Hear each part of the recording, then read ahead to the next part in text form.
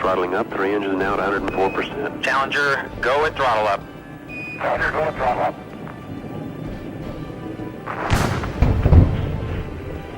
1 minute 15 seconds. Velocity 2,900 feet per second. Altitude 9 nautical miles. Downrange distance 7 nautical miles. I would rate that as one of the biggest ones that I was ever part of. Certainly, probably the biggest. I had been a part of several accident and incident investigations while at NASA. I had been deposed to testify in an F-14 crash case when I was in the Navy, active duty in the Navy. But yeah, the Challenger investigation was probably the biggest one that I ever did, and it was huge because the whole world was watching.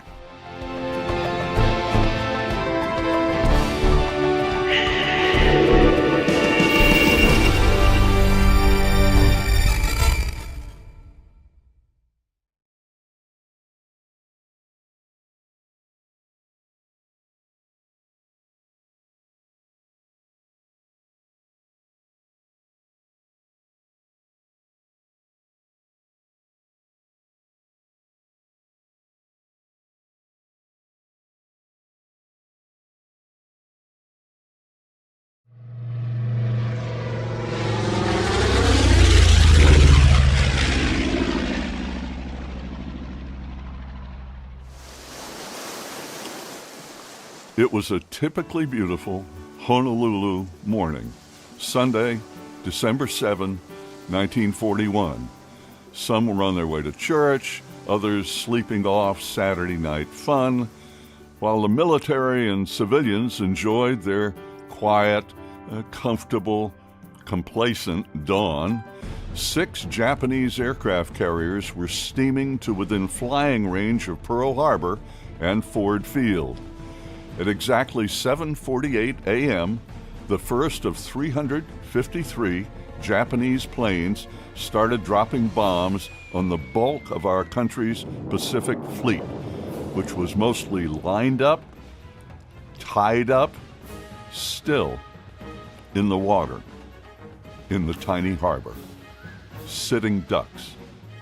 9 minutes later, at 7:57 that awful morning, a radio message crackled across the island. Quote, "Air raid, Pearl Harbor, this is not a drill." In the stunning 2-hour surprise attack by Japanese aircraft and submarines, 18 ships were sunk or damaged. Most of nearly 300 Navy, Marine, and Air Corps planes were decimated where they sat on tarmacs. Only a handful of American military aircraft got off the ground. 29 Japanese planes were shot down that morning. More than 2,400 of our Marines, sailors, soldiers, and civilians died. Nearly 1,200 were wounded. The world would never be the same.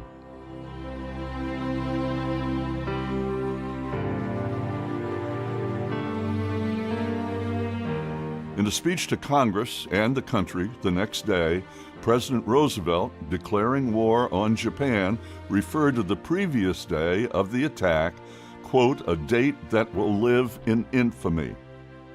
A state of war has existed between the United States and the Japanese Empire. Admiral Yamamoto, the Japanese fleet commander who masterminded the attack, said, quote, "I fear all we have done today is to awaken a great sleeping giant and fill him with terrible resolve," unquote. Little did he know. Fortunately, 75 years later, our countries are friends. The Japanese attack was intended to not only destroy much of our Pacific Fleet, but our morale as well. Roosevelt responded by pressing our military leaders to strike the Japanese homeland as soon as possible to send a message that attacking America was a big mistake. On April 18, 1942, just 4 months later, 80 American airmen, led by Lieutenant Colonel Jimmy Doolittle, in 16 B-25 medium bombers successfully attacked many targets in Japan.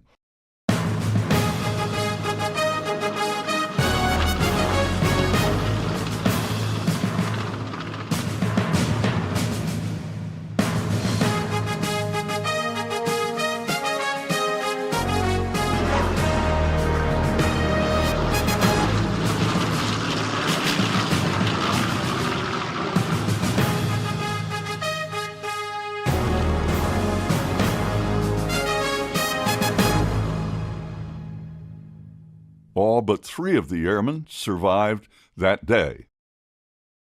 This morning we will hear firsthand about the Doolittle raid from the pilot who shared the cockpit with his commander in the lead plane.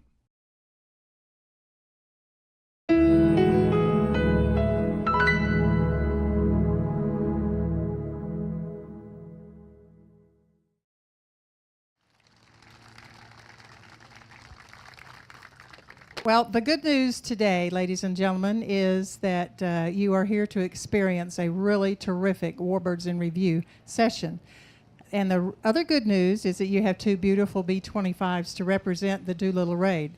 The one small bit of bad news is that blocks the Jumbotron for some of you.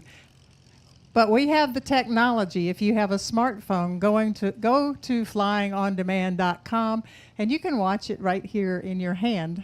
While you're trying to look around and look at the Jumbotron. So we tried to position the airplanes to accommodate that, but our line crew does an absolutely wonderful job, but they can't make the B-25 see-through. So we hope you enjoy the presentation, regardless of whether you can see the Jumbotron or not. I'd like to thank a few people, and first of all, we have to thank our sustaining sponsor, which is Scott's Miracle Grow Company. Then we have Fagan Fighters, World War II Museum in Granite Falls, Minnesota. Really wonderful people with a great museum. Their son Evan will be talking about their B-25 just a little bit later. To the Kavanaugh Flight Museum. This is their airplane. You'll hear more about that connection in just a few minutes. To the Jelly Belly Company. They are a tremendous sponsor and a supporter of the Doolittle Center. And we'll be honored to hear from Jonna Doolittle here just in a little bit. And I'd like for you to take a look at this funny little camera here in front of me. That is the Jaunt virtual reality. We've added that so you can actually see this on your phone. There are 24 cameras here, which gives you a total experience of what you're seeing with this new technology. We like to keep adding things. Again, thank you.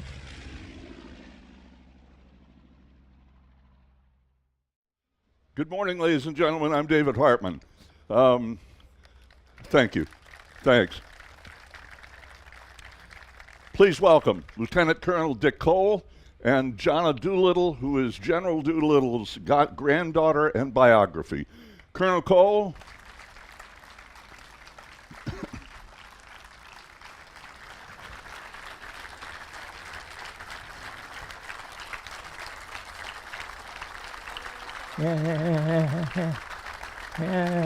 Thank you. Dick, here. Thanks, Johnny. Yeah.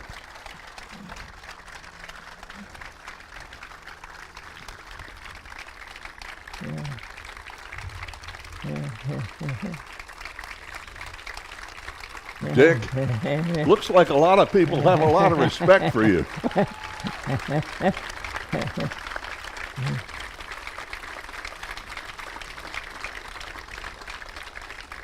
Of course, Dick is highly decorated. 2 DFCs, Distinguished Flying Crosses with 2 Oak Leaf clusters, Air Medal with 1 Oak Leaf cluster, Bronze Star, many honors from the Chinese, Air Force Commendation, highly decorated for all the obvious reasons that we know about. Dick, how old were you when you put on your silver wings, Air Corps wings? I was 26. Which was later than most of the young pilots, right? At 26? Yes. So had you flown commercially before? Did you have a civil license?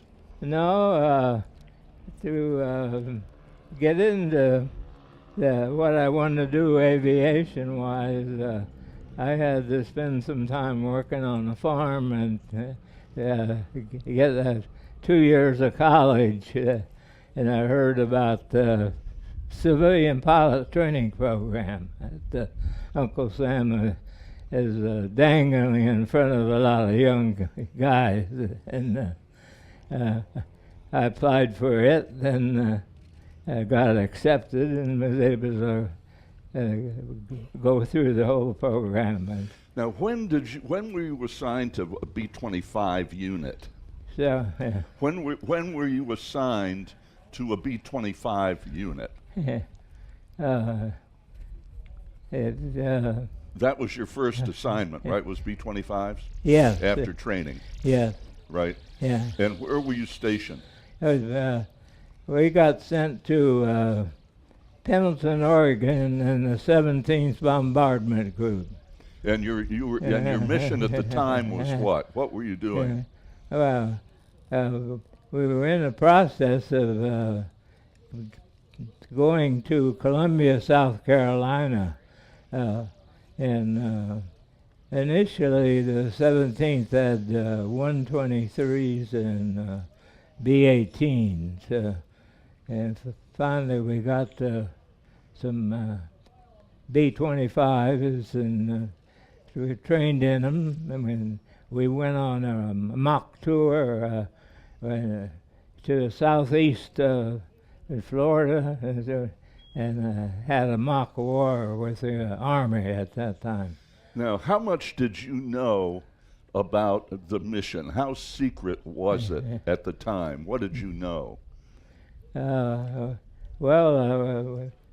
We were just told that they wanted volunteers for a dangerous mission, and I had forgotten that when I enlisted, the first sergeant said, "Don't volunteer for anything." But you volunteered anyway, and so did a lot of other guys. Well, the whole group volunteered, including the commander. So, and I don't know of anybody that dropped out or In the process. Yeah. And several times during the training, Colonel Doolittle offered that if anybody wanted to drop out, there would be no repercussions. What was your reaction when you heard that Lieutenant then Colonel Doolittle was going to be your skipper? As a young lad, I was born and raised in Ohio, Dayton, Ohio, and the first test base that the Army Air Corps had was McCook Field.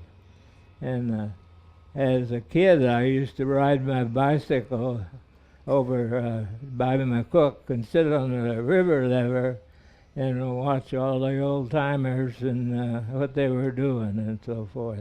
Including Doolittle. Yes. And my mother and I had a scrapbook on aviation in Dayton. And he was a good part of it. Jonna, what was your grandfather's reputation at this point when he came back on active duty to lead this mission? Mostly, Granddad was thought of as kind of a daredevil, somebody who could do anything in an airplane, would take any risk. But the truth was he was a scientist, had his doctorate of science in aeronautical engineering from MIT, and Hap Arnold knew that. So when he pulled him in to lead the raid, he knew what kind of an education came with him. Right. Jonna, how well did you know your grandparents? What was your age, and how well were you able to get to know them as adults? I was really fortunate because growing up, my grandparents' house was Doolittle Central. My dad was in the Air Force, so we traveled all the time, and that was where, at that point in time, it was Santa Monica. And then when I went to college, I came back from Germany and spent my first year at UCLA, and I lived with them. And then well, I tell you, he didn't die until 1993, and I had a daughter in high school and a daughter in middle school, so I was up there. So, Dick, when did you learn the details of what your mission was going to be in the Pacific? Well, we didn't know anything about it until 2 days at sea, and they announced on the PA system that our target was Japan. And so you'd flown to San Francisco, yeah, right? They hauled your airplanes up onto the Hornet. Well, right? Alameda. Alameda. Yeah. And then you still did not know exactly what you were going to do at that point? No, like I said, they didn't announce it until we were 2 days at sea, and it was too far to swim. So I don't know of anybody that backed out or jumped ship. So Colonel Doolittle at the time gave everybody another chance to bail out, right? Yeah. Pardon the pun. Yeah. Pardon. So nobody quit. So you learned what the mission was. And well, the mission was supposed to let the Japanese people that they were could be struck by air. And the other thing was a morale booster for the U.S. and its allies. And we were all very proud of the fact that we did that. There was a plan to launch at a certain distance from Japan. Yeah. What was that distance? Well, in the Navy talks, we were supposed to be taken in around 400 miles. But the Japanese had equipped a lot of their fishing boats with long-range radios, and unfortunately we were intercepted around 750 miles out, and we had to launch then. So whose decision was that to launch early? Yeah. Who decided that? I assumed it was Admiral Halsey. He was on the Yorktown and talking with Captain Missioner and Colonel Doolittle. So what was Colonel Doolittle's attitude about the fact that you would have to launch early much farther than you wanted to from Japan? Well, it caused a problem, and we had to go by what they wanted to launch.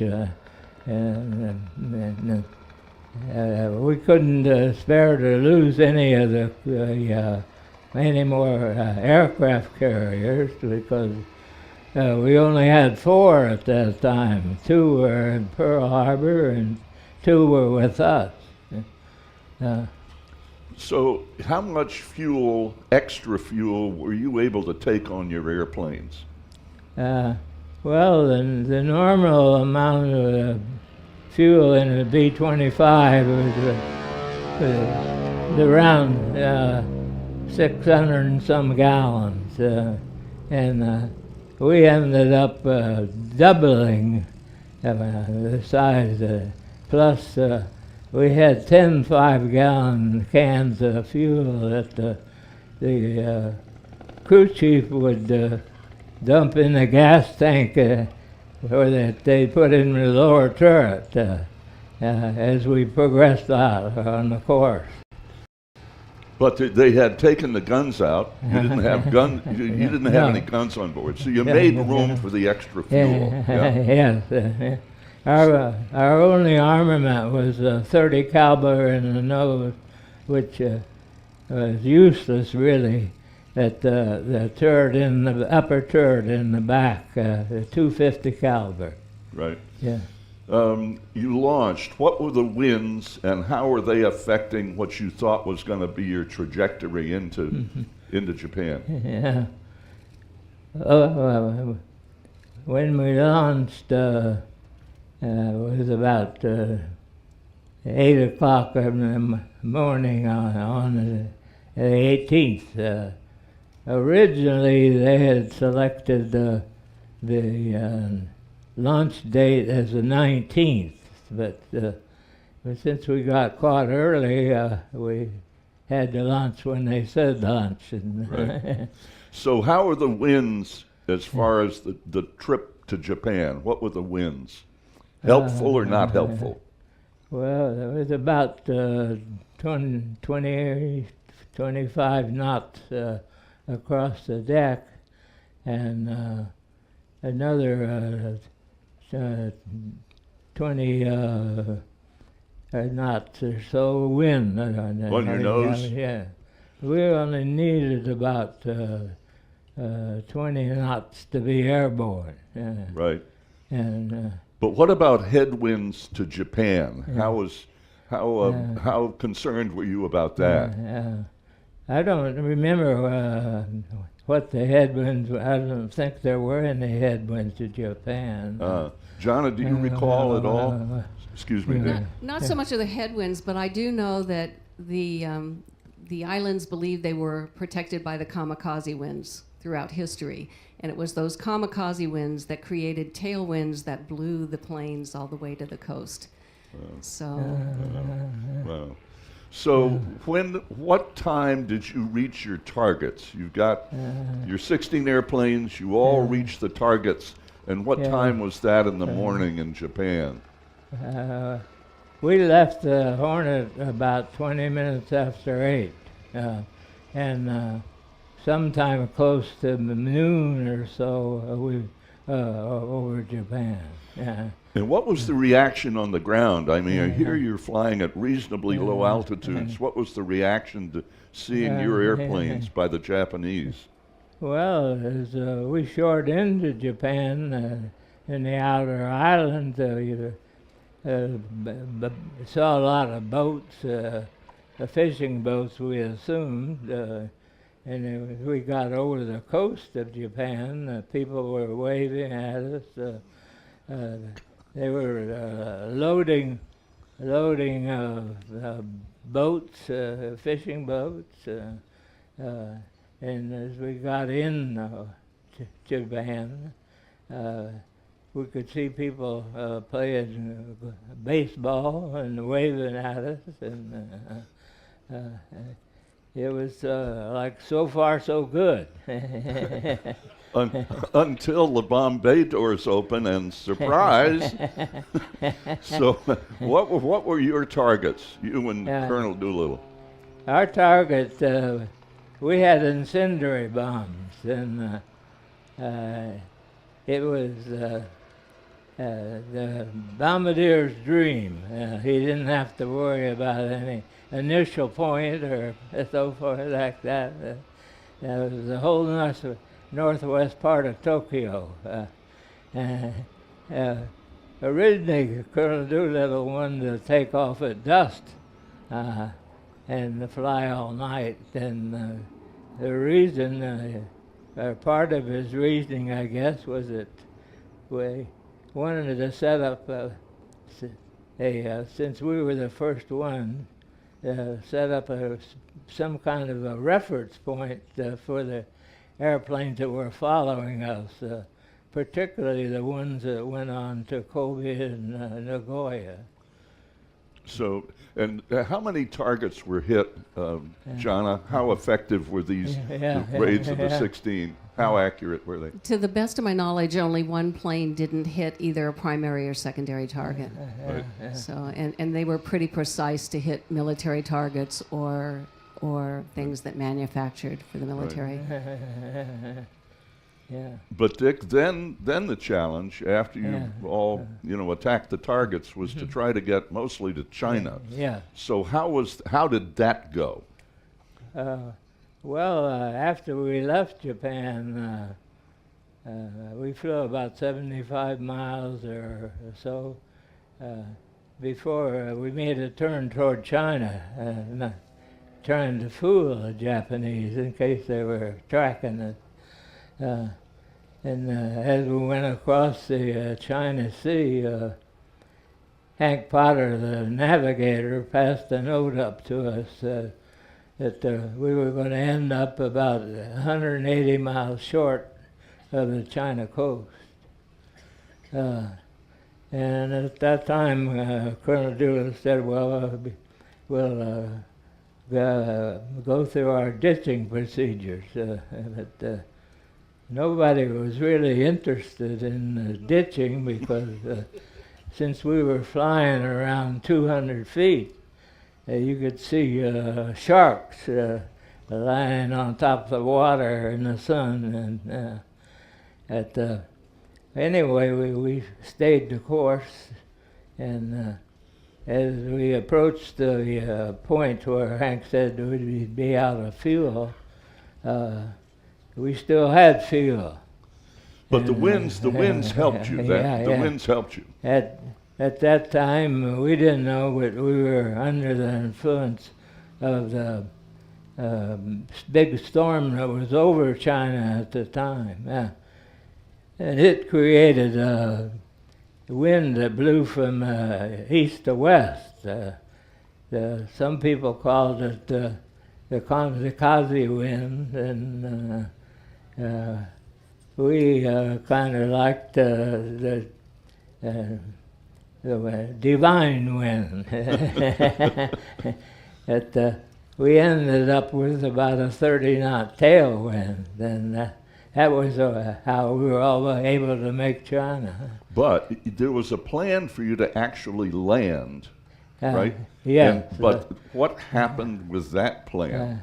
Well, in the plan, they were supposed to have a portable Homer in China for us.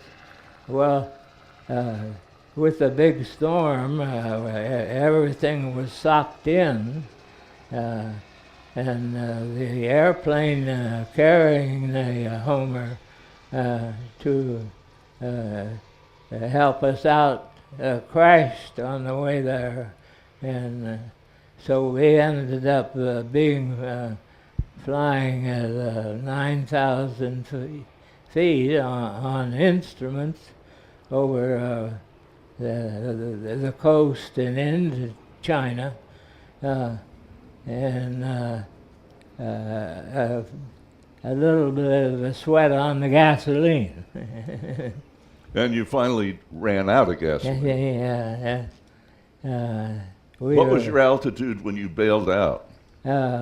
We were about 9,000 feet. Can you describe that experience? Our crew survived. Nobody was hurt, except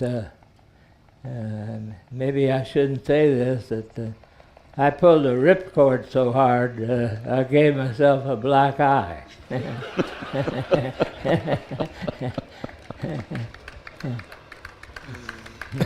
And so, with your black eye, you arrived near the ground. Yeah. Well, where did you actually land? We landed in southeast China, but not close to the place that we were supposed to. Right. We had drifted across a mountain range to the north, and everybody bailed out successfully. The next day, we all had a compass and started walking west. Knowing if we should go into the east, that we were more liable to be picked up by the Japanese. Right. But before you get to that, when you landed in your parachute, where did you land? Where did you wind up for the night? The only thing I can remember about that, the Chinese said it was a Tan Mushan, and I thought it was a place, but I learned later that Tan Mushan was a kind of a name that they named most mountains. But anyway. But did you and a tree somehow get together? Yeah, we were all together by the next evening. Right. Yeah. Jonna, where did he wind up at the end of his parachute jump? I do believe you were hanging in a tree. Yeah. Did your chute catch on a tree Yeah. and you were hanging? So it did break your fall. So you spent the night in the tree? Yeah, I spent the night in the tree. I didn't sleep, but I know I dozed off. I was about 12 feet high, but it was so foggy I couldn't see the ground. Boy. So you then, with your compass, tried to find other of your shipmates. When did you run into anybody else, and who was it? I walked all day, and I only saw 3 people. 2 students that, I guess they were students, they were young Chinese, but I didn't make any kind of offering to get close to them. And the other one was a woodcutter, and he could have cared less.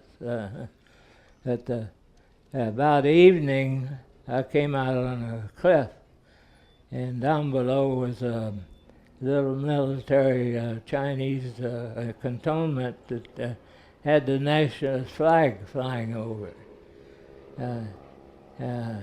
So I walked down there, and a young man, Chinese soldier, accosted me, and he took me to a building. And in the building, there was nothing but a table and a couple of chairs. But on the table was a sketch of a 2-tailed airplane with 5 parachutes coming out of it. And I finally got him to take me where he took the guy that drew the sketch. We walked for another couple 100 yards, and in this building went another building, but by that time it was pretty dark, and they were lighting the inside of the building with candles, and it looked like an overcast when you went in the smoke and stuff, and I could see a shadow over here, and I couldn't distinguish who it was, but all at once they lighted 2 or 3 more candles, and it turned out to be Colonel Doolittle. And I said, "Boy, am I glad to see you." And he greeted me and said happy I wasn't injured and so forth. Right. But later on, some Chinese loyal to Chiang Kai-shek. Chiang Kai-shek brought in Paul Leonard and Fred Bramer and Hank Potter. So the 5 of you. So we were all together that night. Oh, that's amazing. Yeah. Yeah. Yeah. Yeah. Jonna, what did your grandfather feel? I'm here at this point. Here they've survived. They've hit their targets. They've survived. They're in good hands for the time being. Anyway, what was your grandfather's attitude about what they had done that day and that night? You know, the truth was he thought it was a failure. There's a picture of him that was taken by Paul Leonard. It's on the side of the mountain. He's sitting on the wing, and his B-25 is in pieces. Now, it was his first mission. Even though he served in World War I, he never served in combat. So all 80 men, their first mission. And he knows at this point in time that he has lost all of his aircraft. He has no idea where anybody but his crew is. And so he's thinking that, he's going to end up in Leavenworth. It wasn't until after the raid that they discovered the impact. Right. So, Dick, at this point, the five of you are together, and how did you get into good hands, and where did you go at that point? Well, we finally, Colonel Doolittle was bent, I guess you could call it that, on trying to find out where all the crews were and what kind of condition they were in. And we finally were taken to a place where they had a telephone. You know, the Flying Tigers had set up a telephone net for their flyers, and he used their telephone system to try and find out where everybody was. And he wasn't about to leave until he knew enough of information that he could feel comfortable with for the rest of the crew. He was a commander. Yeah. The commander. So how long did it take you? Where did you wind up? In Burma or in China? No, we ended up in Chongqing, which was the provisional capital at that time. And of course there, the 10th Air Force was trying to run the war from New Delhi, India, and communication was, well, zero practically. And, he found that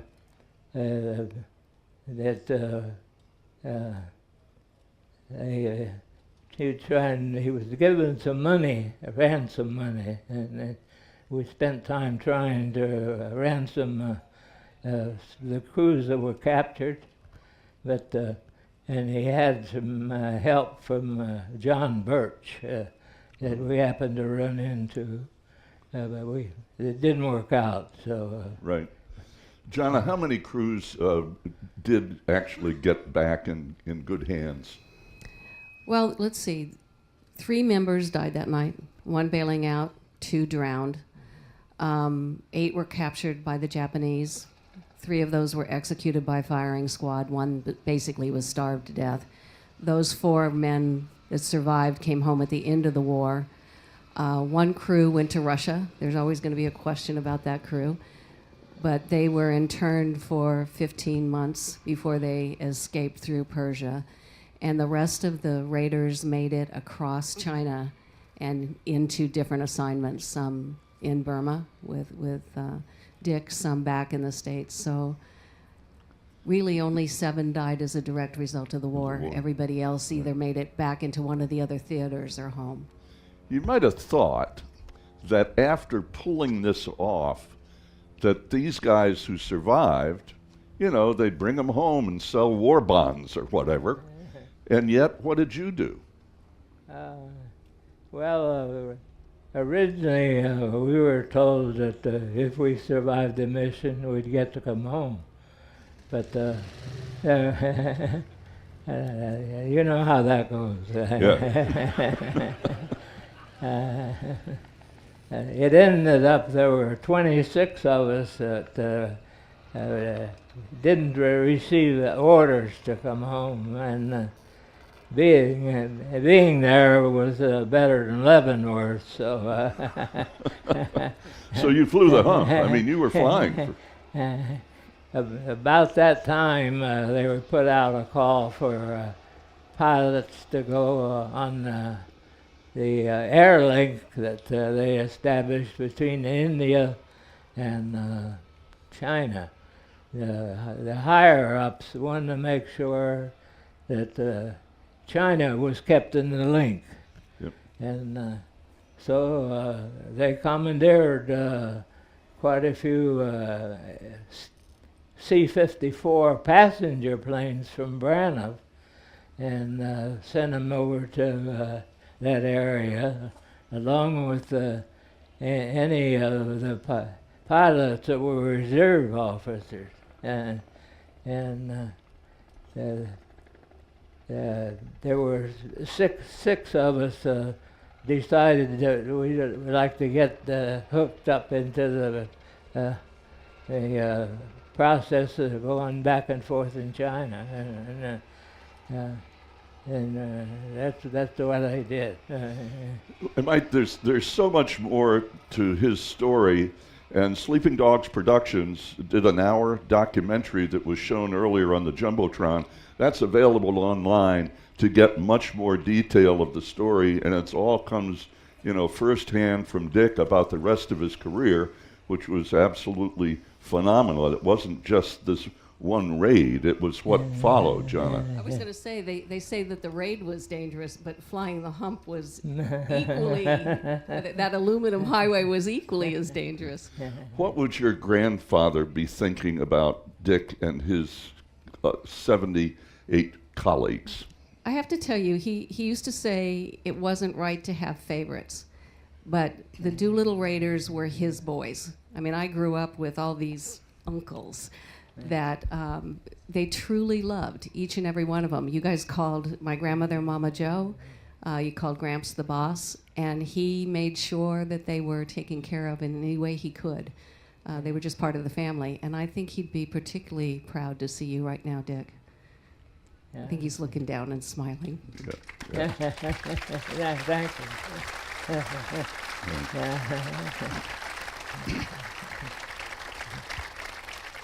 When we complete our program, we're not done yet, but when we do complete it, Dick will be over in the bookstore and will not sign books. They're already signed, but have your cameras ready if you'd like to take a photograph with Dick. Also, Jonna will be there signing her biography of her grandfather, so you might want to take advantage of that after we finish the program. What we're going to do, Sam Bass is one of our colleagues here. He's going to do walk-arounds of these two aircraft with Evan Fagan and Doug Jeans and talk about, these airplanes so that you can learn more about the B-25. And we'll do that in just a couple of minutes. We have time for just a couple of questions from the floor.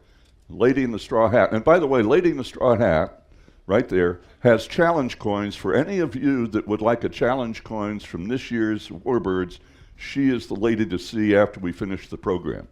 So, question? Yes, could you tell us about the bomb site that was designed and used? The bomb site. Dick, what was the bomb site that was designed and used on the raid? Well, since Colonel Doolittle wanted to go at low altitude, it was the Norden bomb site was one of the things that we took out of the airplane. In doing so, they took part of the autopilot. And we didn't know this until we were manhandling the airplane. Everything worked out okay. The bomb site itself, though, that Ross Greening. The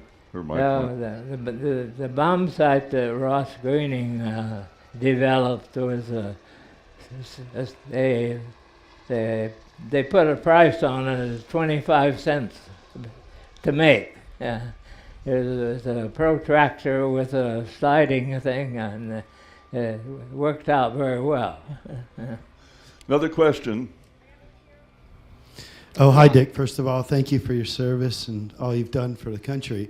I got a question. When they saw that Japanese ship and they had to launch, what was the reaction of you and the crew? You understood the implications that you were going to be having to take off earlier than you planned, and or were you just ready to go at any time? Yeah. What was your reaction when you learned you had to launch early? What was you and your crewmates? What was your reaction to that? Well, as a crew, Colonel Doolittle had told us that now we might be able to do what we wanted to do, or if we get discovered early, we'll have to play it by ear and what to do. It ended up that the Nina Maru, the one that was sunk by it was the key to the whole thing.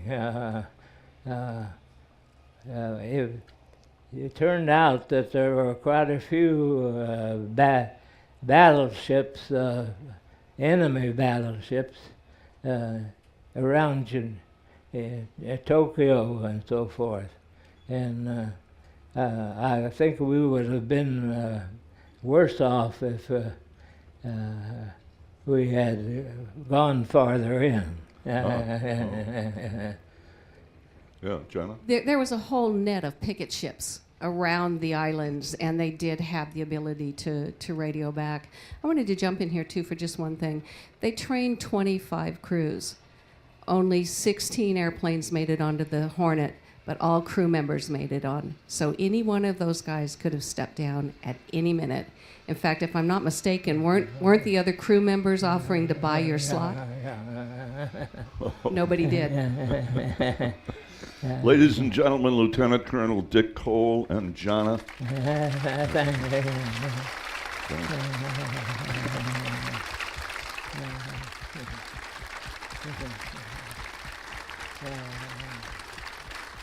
Now, ladies and gentlemen, over to my left with the microphone, Sam Bass, with Doug Jeans and Evan Fagan. In just a moment. Sam, you're up. Thank you, folks. Thank you for hanging around and seeing something about the B-25. I've got two experts here on the airplane. I've got Evan Fagan. He's the chief pilot in the paper doll here. It's a B-25J. He's the chief pilot for Fagan Fighters in Granite Falls, Minnesota. And they are big supporters of us here. So we appreciate you being here. And also, we have B-25H Barbie over here, which is part of the Kavanaugh Flight Museum, and Doug Jeans is going to be here. And so we're going to really start off with, how about telling me about something about the specifications of the B-25, the engine, horsepower, range, and that sort of stuff. Okay, the B-25, they utilize the R2600 right engine. That's on takeoff, 1,700 horse. And in cruise, it's 1,500 horsepower. They're good, reliable engines, 14-cylinder. They burn about 200 gallons the first hour, 150 after that. They hold, with the outboard tanks, about 974 gallons, and about 37.5 gallons of oil each engine. All right, Doug, how about telling us the design purpose on it? It's a medium bomber, but tell us why it was designed and who designed it. Well, it was built by North American. Most of them were built out in California. It was designed just to be a medium bomber, something fast, get in and be a little more accurate, close-in kind of support instead of the high altitude like the heavy bombers. How about theaters of operation? Where was it? It was just about everywhere. You know, it was in the used in Europe, it was also used in the Pacific and down in Africa. It kind of served all over. Now we've got two models here. How many different models did we have on this B-25? You know, the main ones that you see around are J models. They went all the way up, I believe, to the N. The H model, of course, was the cannon nose model. So. And we'll get into that in just a little bit. Okay. Now, how many do you think are still left flying? Do you have any idea? I believe the total is around 40. I heard there was the PBJ just restored in California, and I heard that was like the 40th that's flying. Okay. How about the crew? How many crew were on it? 6 crew were on the B-25. 6, and that's all models was normally 6. And what would you have? Pilot, co-pilot, what, a radio operator, what else? Yep, bombardier. You'd have the tail gunner, waist gunner, and the engineer, and pilot, co-pilot. Okay, well, we're speaking of armament now. What was the armament and the bomb load on these particular ones? And of course, it's different on each one. Okay, the armament, like on the J you see here, was 12 50 caliber machine guns, and as it's sitting now, it would carry 3,000 pounds of bombs. They could carry one Mark 13 torpedo, which was 2,000 pounds, or 8 5-inch high-velocity rockets. And then Doug can talk about the H. Yeah, now this is kind of unique this year. Yeah, the H model's, of course, it's the only one still around, still flying. I believe there's one other one in the Air Force Museum up in Dayton. But it started out, they took some D models in the field and put a 75 millimeter cannon, which is the same thing that's on a Sherman tank, in there just to try to play with it, see if that helped out. That was designated as a G model, and then once they kind of perfected it, they went back to the factory and they developed the H model from the from the get-go and purely designed it and built it to carry the cannon. Now, when they fired that thing, did they just stop it in the air? Yeah, they said. I was just talking to somebody a few minutes ago that said the first time they fired one off, that they just got the got the aircraft and said, "Hey, go get in it, go fly, learn how to do it," and they loaded it up. And the first time that they fired it, everybody in the airplane thought that they'd hit something, and everybody started donning the parachutes. They jettisoned all the hatches and were getting ready to bail out before he could let them know, no, that was just a gun. So after that, he learned to always let them know before he fired it. Now, where was this used and what theater was this used in, the H model? The H model primarily was used in the Pacific Theater. Something, if everybody go look on YouTube and look up B-25 cannon, there's a great video of in the field, these things lined to about 4 or 5 of them line abreast coming into an island firing those cannons. That's pretty neat. Well, now, how did you load the thing? It's a little bit different from the B-25. It was a single pilot.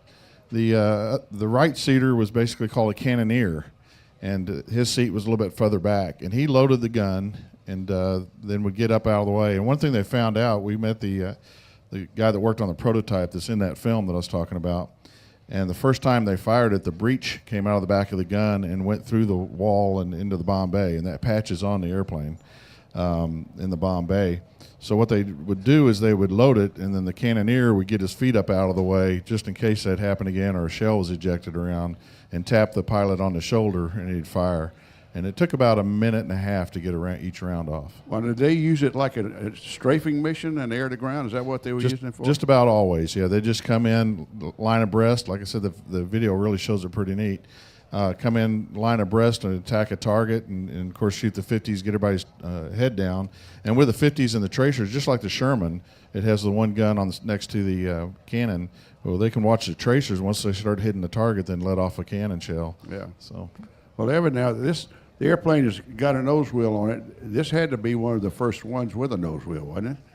Yeah, I believe the B-25 was, and actually the nose wheel on the B-25 is probably the hardest part of the plane to get comfortable with when you're flying it. It has a free castering nose wheel, so the first few flights taxiing, it's a little bit of a rodeo. But well, if you overturn, can it get locked in position like a T-33 and somebody out here come to rescue you? Well, I've heard there's been people who have knocked the front wheel off by some wild taxiing, but once you get them down, they're very easy to fly. They're good flying airplanes, but the nose wheel on these is a bit of a rodeo at first. All right.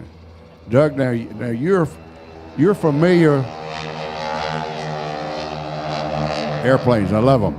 Another North American product. You got another North American product. This is it has a kind of a gull wing to it. Why is that? Well, the original prototype had a straight wing, and I think they had some stability issues. It also had a single tail that stuck pretty high up, and they modified it for a couple of reasons. One was single engine. They got a little bit better performance having the dual tails and one behind each prop wash, and also they could fit it in most of the hangars that were available at the time. All right. What's the significance of your paint job and your nose art? Well, Paper Doll was in the 321st Bomb Group, 447th Bomber Squadron in Corsica. And my mom is actually the one who picked out the scheme, and the significance and the reason I think she picked it out was because it had 125 missions, and they're depicted by the bombs painted on the side. So that's kind of. And this is your mom? No, it's not. No, but I think that's the reason. It had 125 missions, so we thought that was pretty significant. Okay, that's great. How about yours? Well, it's painted up in the 1st Air Commando, which Dick Cole, of course, was part of. And it's painted up in R.T. Smith's markings. His wife was Barbie, and R.T. Smith was one of the AVG, Flying Tigers. So he started the 1st Air Commandos, which Dick Cole was part of. All right, let me ask you one last question here. What does it mean to you to bring these airplanes so these veterans can see it? Of course, the Second World War guys are disappearing, but we've still got Korean and Vietnam and the rest of them. They're just as interested as everybody else. Well, I'm a little bit older than Evan here, but I've been doing it for about 30 years, and just having all the veterans coming out is just amazing, and it really brings chills to you when you see some of these guys and they're showing their kids and their grandkids. And now, as you said, we also have a lot of Vietnam aircraft at the Kavanaugh Museum, so you're starting to see the Vietnam people coming out and seeing the airplanes and talking about them. How about you, Evan? Yeah, and I've been flying these for 13 years, Warbirds in general, and to get to meet the World War II vets and their families and their grandkids is really neat to see them connect with the airplane. And I've noticed a lot of times when these guys get close to their airplanes, they act younger, they're excited, they get to see their airplanes they used to fly in combat, and those are the real pilots. We get to fly them for fun. Those guys flew them getting shot at and using them for their intended use. So it's fun to get to let those guys see it in the museum and get back with them. And by the way, any of you folks that get by Granite Falls, you need to go there. They've got some unique things. For instance, they've got sand that actually came from D-Day. So if you can, stop by there. And thanks again. Thank you for bringing your beautiful airplane here. And thank you, sir. Thanks, Sam. We'll see you again. Thank you.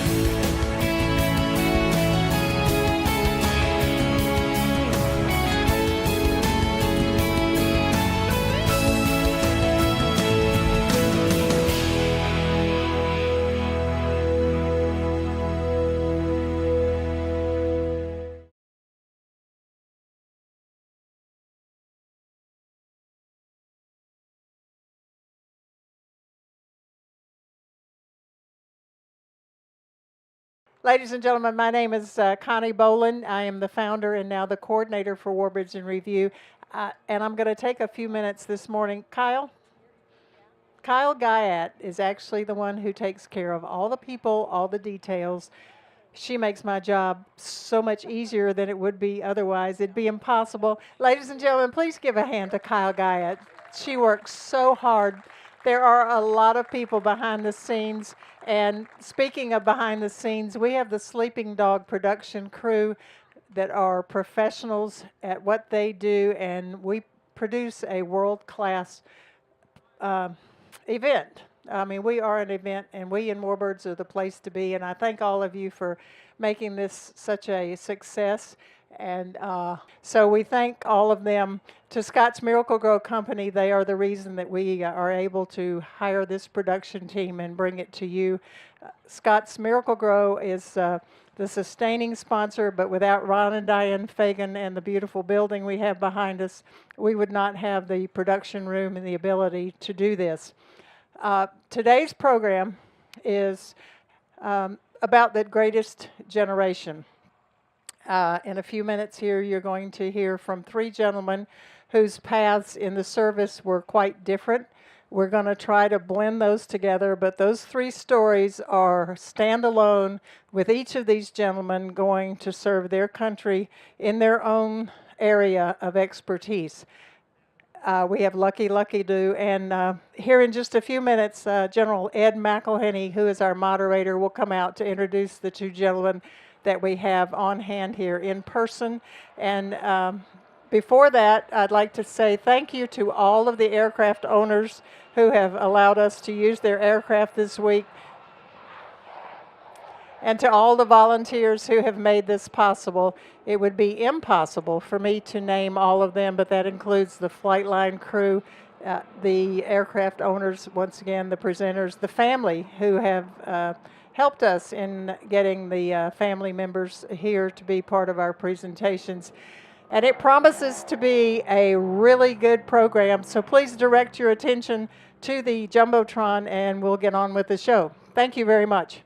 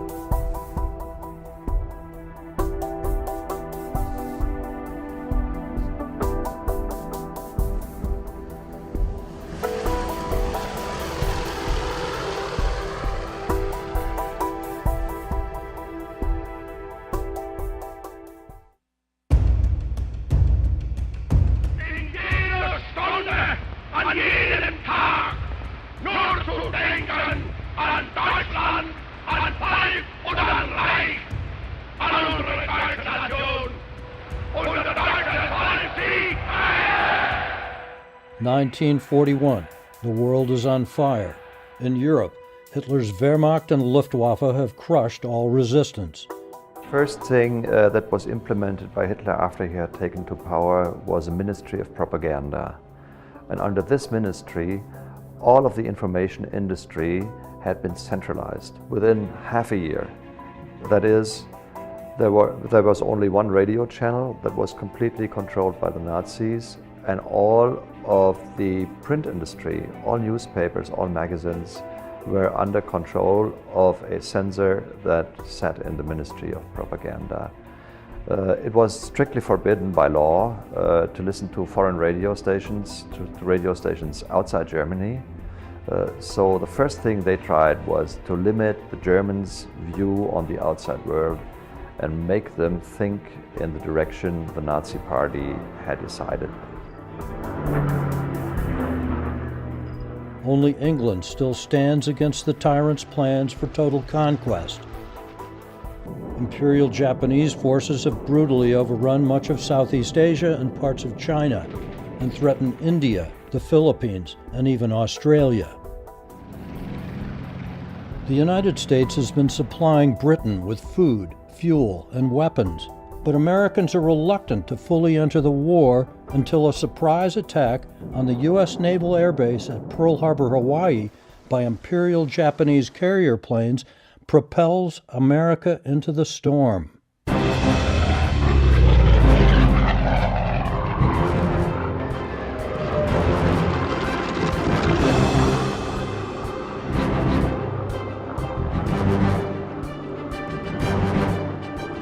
The United States is not well prepared for this fight, but it quickly gathers its might, and for the next 3.5 years, its men and women, its industrial strength, and its fearsome, relentless resolve will beat back the forces of cruel tyranny and change the course of history.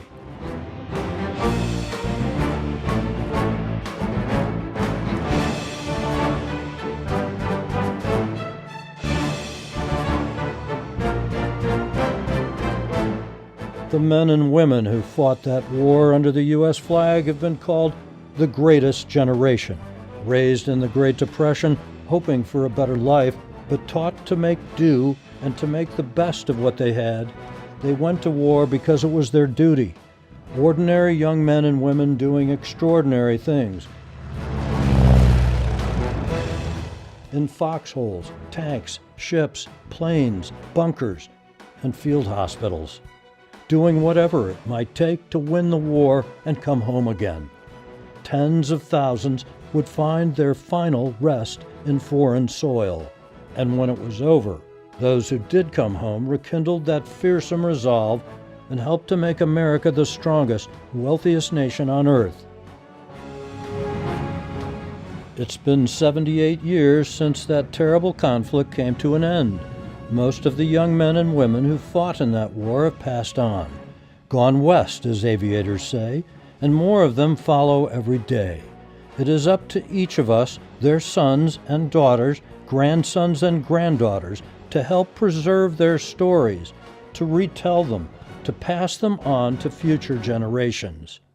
Back in 1990, I had written some little notes concerning my thoughts about Colonel Doolittle. And if you don't mind, no, yeah. Oh, you go.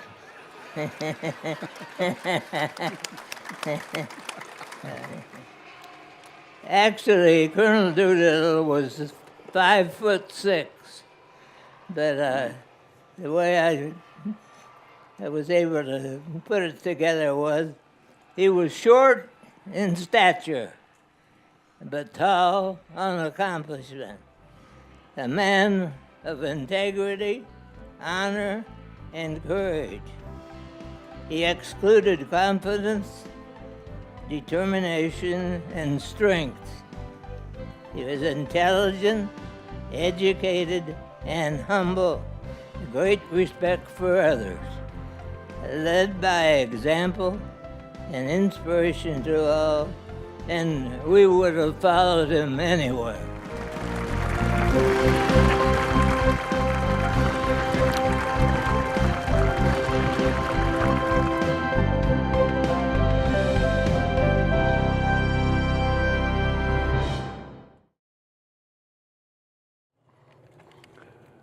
All right, ladies and gentlemen, welcome to the last Warbird in Review for 2023. I'll say now this is the last and the best with the gentlemen that we have here and also up on the big screen up there. I'm Ed McElhoney. I'll be your moderator, along with an assistant today, Larry Kelley, who also owns this beautiful B-25 right here. So, Larry and I are going to be doing kind of a tag team a little bit. We'll be asking some questions, but the bottom line is we would like these members of the greatest generation to do most of the talking. I will introduce them by age. And the first, and if y'all were here last year, you might recognize the guy on the screen over there. His name is John Lucky Luckadoo, 101 years old. Is that right now? I think we're up to 101. So that's Lucky.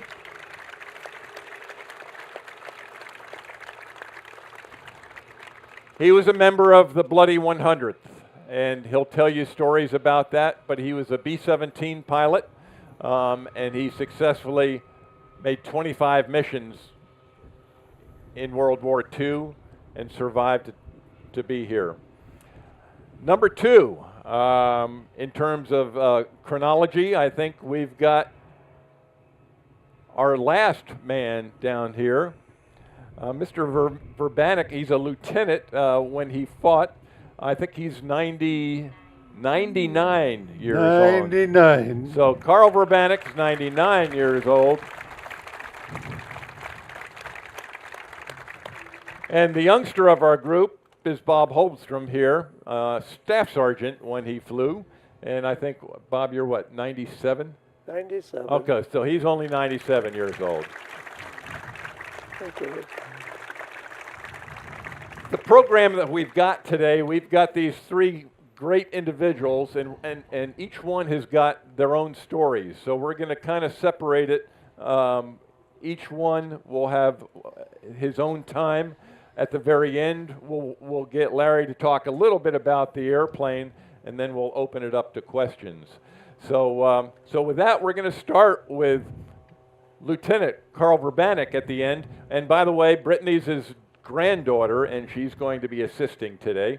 And we'll first begin by just telling you a little bit about how he was trained. He was a B-26 Bombardier Navigator is what he was by training, but that's not how it ended up. And Carl, you want to start just by telling us a little bit about how you got into that B-26 and then what you ended up flying after that.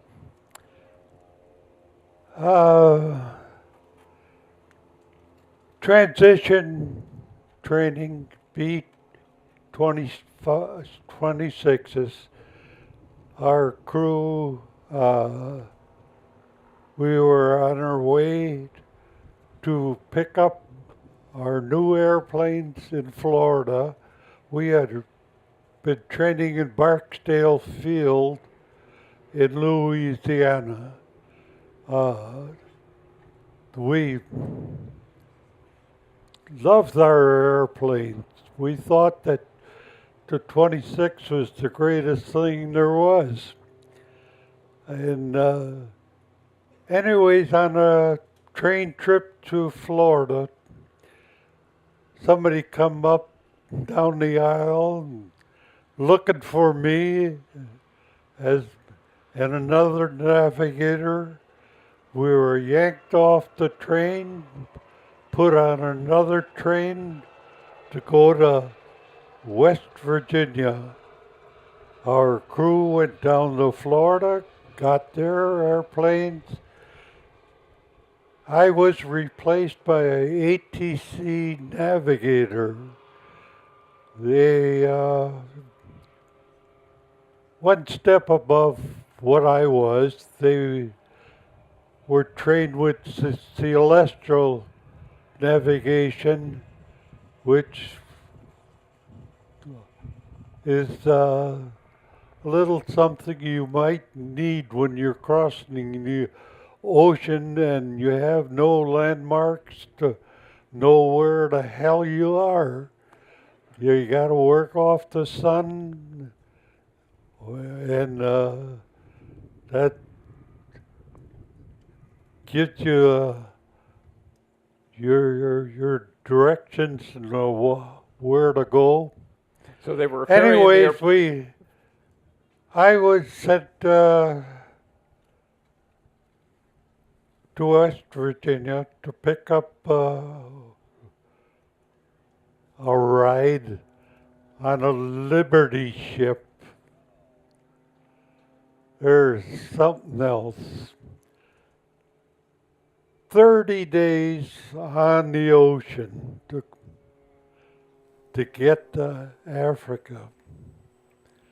My crew had gone down Florida, down to Brazil, across the ocean, landed in Africa, and I was bobbing around the waves. But the trip they took along, when they left Africa, headed north, someplace alongside of Portugal, a mid-air collision, and my crew was gone. And the poor navigator that took my place, he was gone too. But I didn't know this until we landed in Africa at Oran. Now this place, this camp, you wouldn't believe, but it was a war camp. Everything is like you'd see in World War I trenches. Trenches 6 foot deep, you couldn't see over the top. And little rooms were carved out of the ground, and probably 4 or 5 double-decker cots, and I don't know how many places like this were carved out, but we waited for a ship, a beautiful British liner, picked us up, took us to Naples. This was my first sight of what war was. Bombed out everything you wouldn't believe. People all over dying. No place to go. Anyways, we were shipped up to a place, a replacement depot.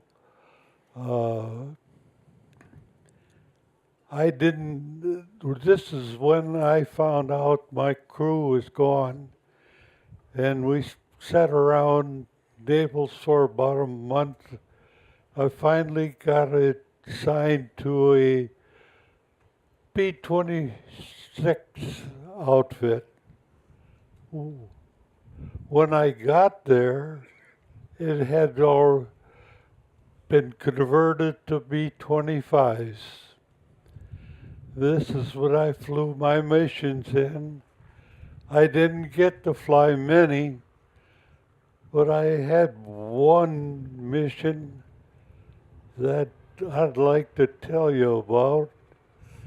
It was in about the middle of December, 1944. We flew out of Corsica. Sarajevo was the name of our air base, and we flew all the way across the north central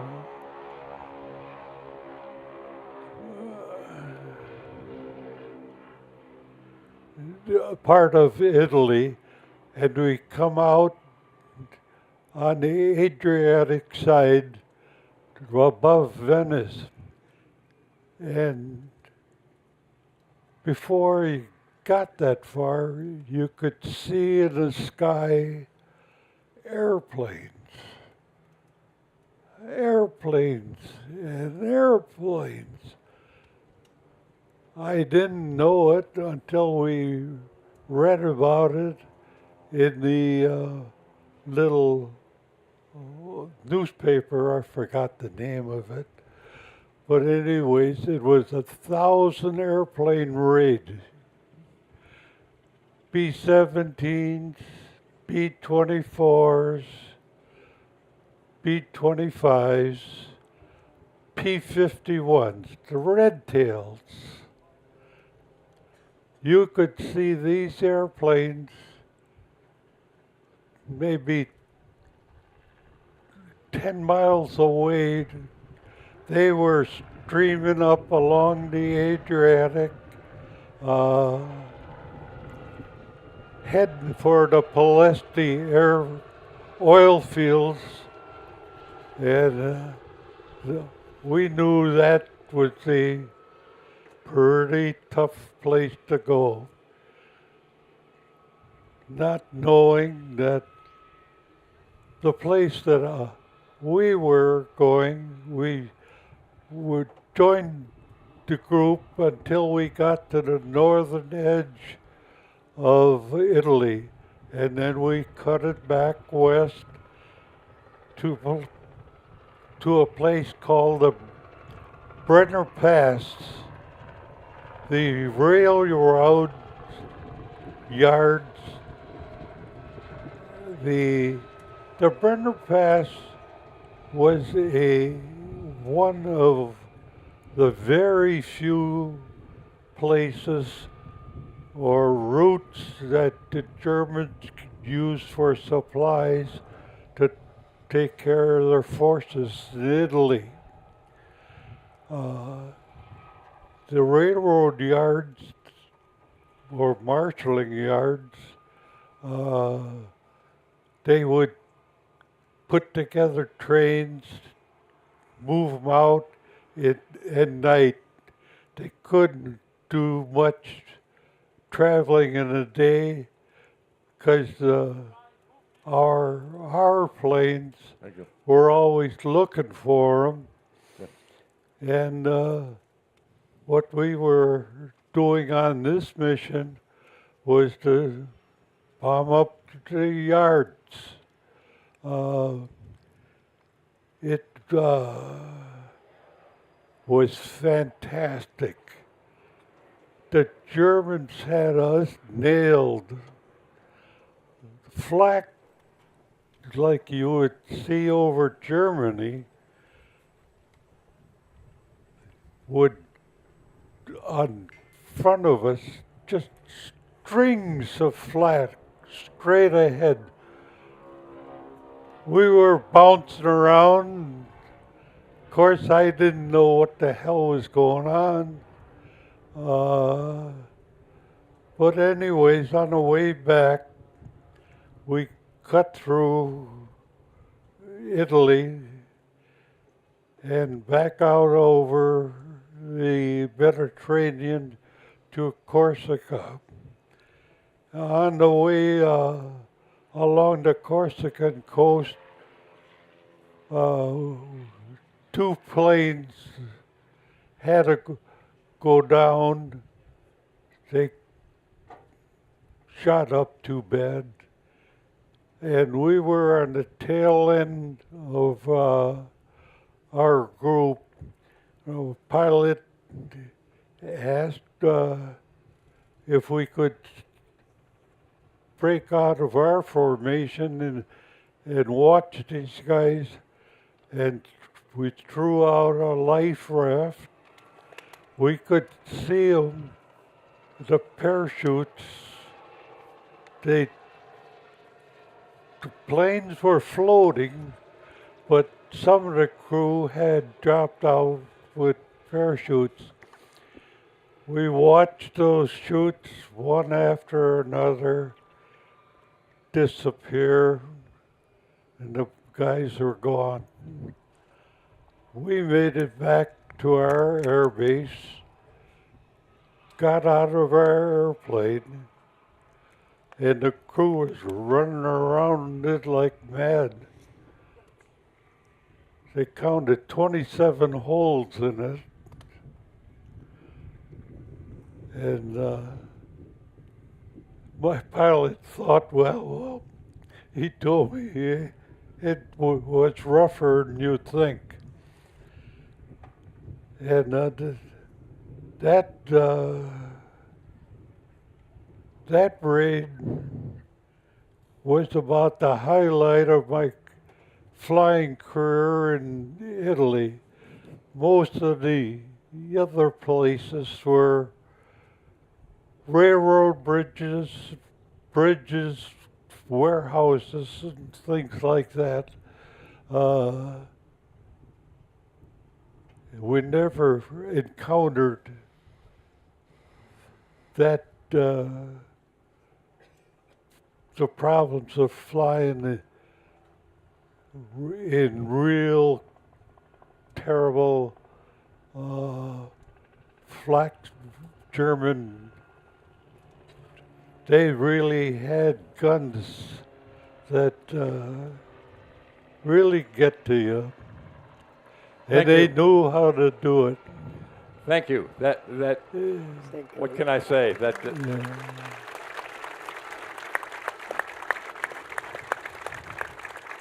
You survived. You're just You great. survived, and we thank you for the mission.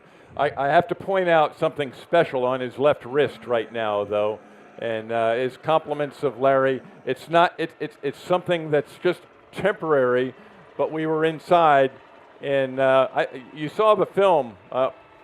Carl flew the B-25, and you heard that he trained in a B-26. Then he gets over there. His crew is gone. He ends up in a B-25 that he never even trained in. Yes. But in that film, you saw Jimmy Doolittle, the raid on Japan, and Larry was wearing this watch. And well, I'll let you tell the story. He said, "No, I don't need to wear this watch." He said, "This gentleman needs to wear the watch." So, Larry, go ahead.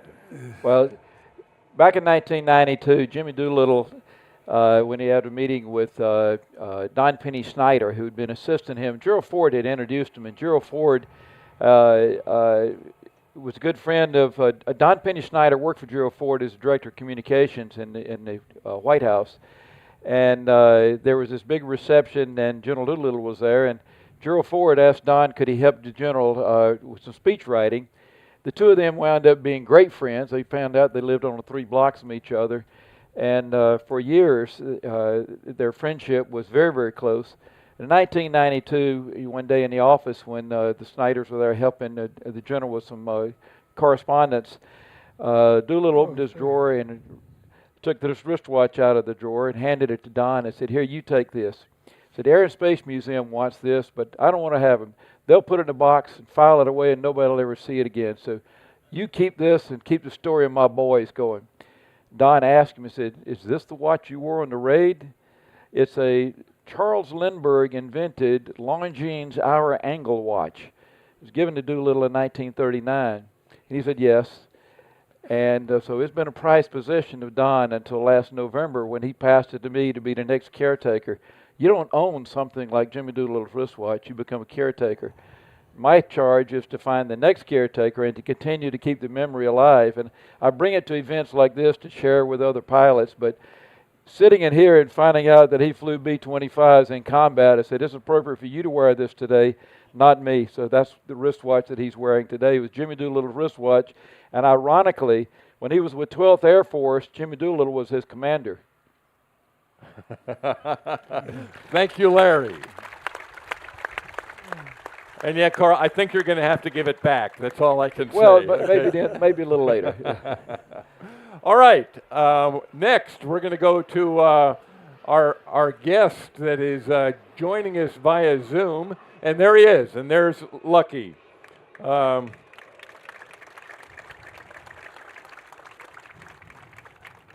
preface this with his book. It's called Damn Lucky. Outstanding read. I read it last year.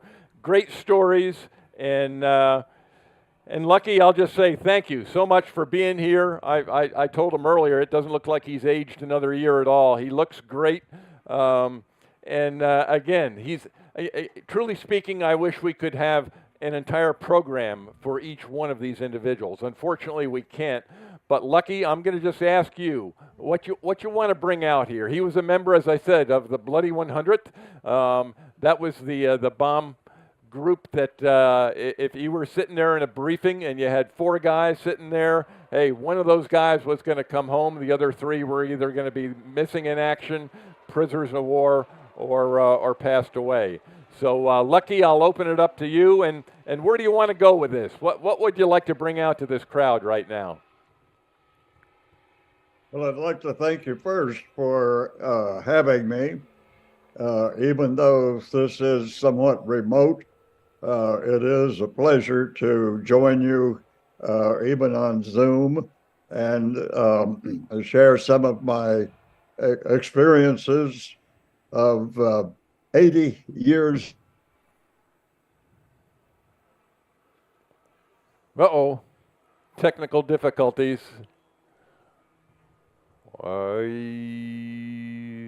Flexibility is the key to air power. Let's see if we can get this resolved at this point. October, there he to is. celebrate the anniversary, the 80th anniversary of my very worst mission, which was the beginning of what became known as Black Week during 1943, when the 8th Air Force pulled out all of the stops, and we put up a maximum effort in an attempt to bring the Nazi war machine to its knees. We suffered horrendous losses.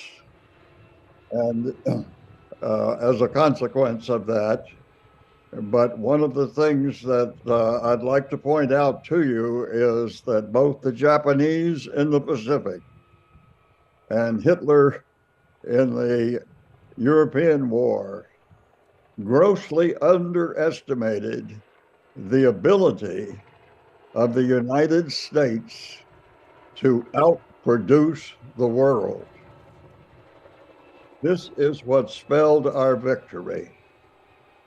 Hitler did not believe, nor did Hirohito believe, that we could replace our losses, that they could inflict such serious damage to our forces that we would never be able to recover. We not only recovered, but we outproduced anything the world had ever seen before or since, or will ever see again. And this is how we prevailed and how we won World War II, is that we were able to train our troops, our crews, our air crews. We were able to produce with impunity because we were protected by the Atlantic Ocean on the east and by the Pacific on the west.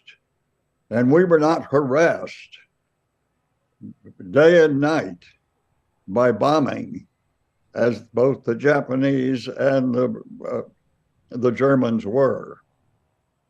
I would like to point out that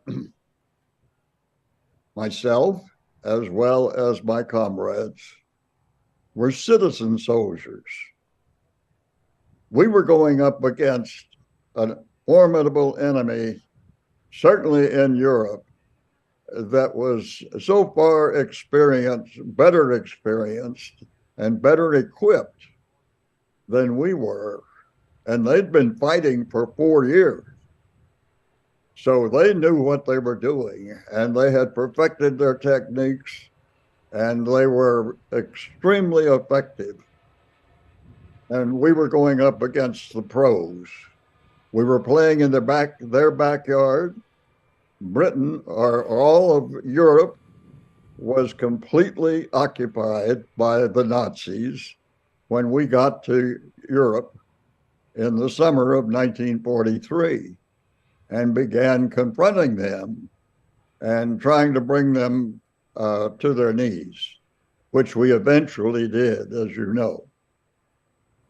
But why the group that I was assigned to became known as the Bloody Hundredth is due to a number of reasons, not the least of which was that when we lost crews, we lost big. In the raid that I mentioned that was my worst, was my 22nd to Bremen on October the 8th of 1943. We sent out 18 airplanes from the 100th Bomb Group. We lost 12 out of that 18 on the bomb run. Between the initial point and releasing our bombs, I brought what was left of the group, which was a mere 6 airplanes, home by rallying them and back into formation and attaching on to the following wave of the 95th Bomb Group that particular day on that particular mission. They had lost a complete squadron. And so we filled in for their losses. And that was the one mission that I really seriously doubted I was going to survive. Lucky, I'm now 101 years old, and thank God for every day that I have survived. I'm not a hero. I am a survivor. I happen to be the last remaining original 100th Bomb Group pilot still standing. And so I am frequently asked to speak about my experiences to school children, to third generations, and to make them aware of the tremendous sacrifices that were made by my generation, or they wouldn't be here. None of us would be here. So that is my contribution to serving my country in time of war, which was necessary. We had no choice.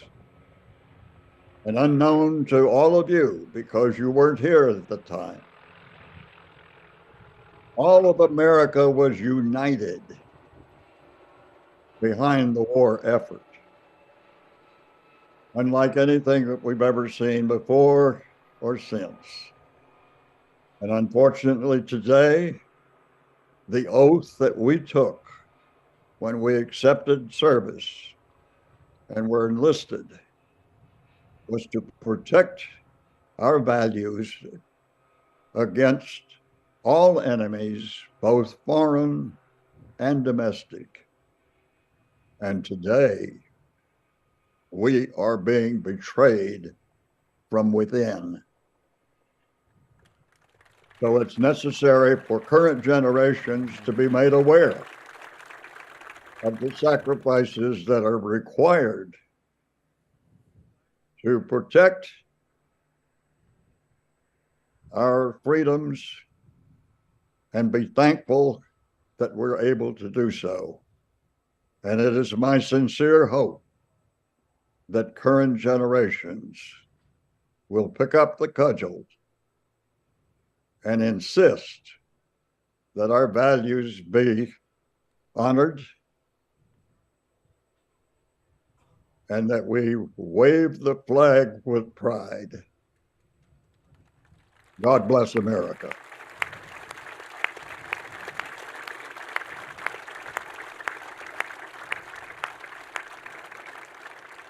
Thank you so much, Lucky, for those words. And I'll just say, some folks might not understand those losses. You talked of airplane losses. Tell them what you lost with one airplane, how many crew members there were. In the B-17, we had a crew of 10. And as a 21-year-old, believe you me, I went overseas as a co-pilot and was therefore the second in command of my crew. They took 40 of us from my flying school class, newly minted pilots, directly from flying school, and stuck us into the right seat of a B-17. We had never been in a B-17 before. And this was just before going to war. We did not have the benefit of pre-combat training that the rest of the crew did, but we were suddenly placed in this position of responsibility for not only our own skin, but 9 other crew members. So believe you me, even though we were hairy-headed college kids, we grew up in a hurry. Thank you. How to grow delicious tomatoes. Step 1. Feed them while watering with Miracle Grow Liquid Feed. That's it. Miracle Grow. All you need to know to grow.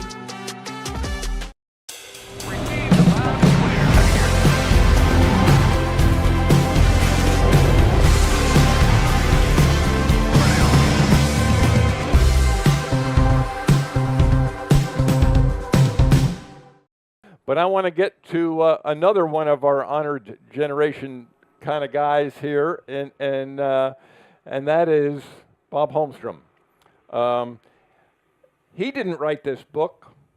The name of the book is Warbirds in the Cloak of Darkness.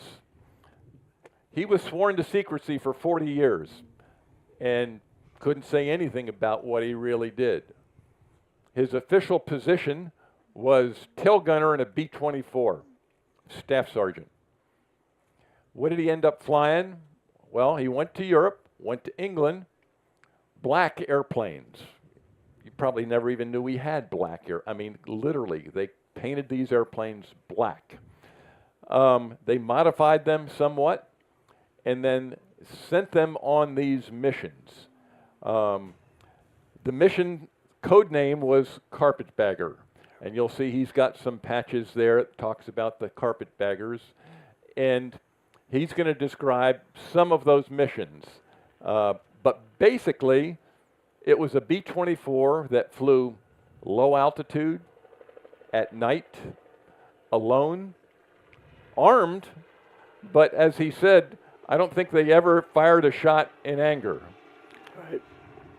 He got shot at a lot, but what his mission was to supply the underground and the folks behind the lines with guns, equipment, pigeons, people. They did all those things. So I'm going to let Bob talk a little bit about that mission and the highs and lows of it. So Bob, tell us about being a carpetbagger. Well, being a carpetbagger was an opportunity to really help our country. We trained to learn different languages because we were flying from England over to Denmark, Germany, France, Belgium, up to Norway, and I flew as far over as Russia and Switzerland on some of our long trips. And on those trips, we flew several dog legs all alone at night when the moon was out only when the moon was out. We had to see the ground where we were going for navigation. and we would fly several dog legs to mislead the Germans, maybe 5 or 6 dog legs, so the Germans wouldn't know our target that we were going to supply the underground. When we got our plane loaded in England, it was loaded with containers that, if you can see my arms about this big around, and the containers were made out of real heavy cardboard, and they had about 7 feet long, and they had a bumper on the bottom, a cushion, so that when the container hit the bottom, it wouldn't destroy the material that we were serving to the Patriots. And it had a white parachute on it. The material that we dropped supported many, many groups of underground. Some of the underground groups were 25, 30 people. Some were 200. Now, those people never lived in the town. They lived in the mountains, in the woods, any place they could hide so that they could harass the Germans. In those containers were dynamite, so they could blow up telephone poles, railroad tracks, bridges, stuff like that. They would sneak out of the woods and do that. There was medicine in some of them, radios, so they could contact Europe.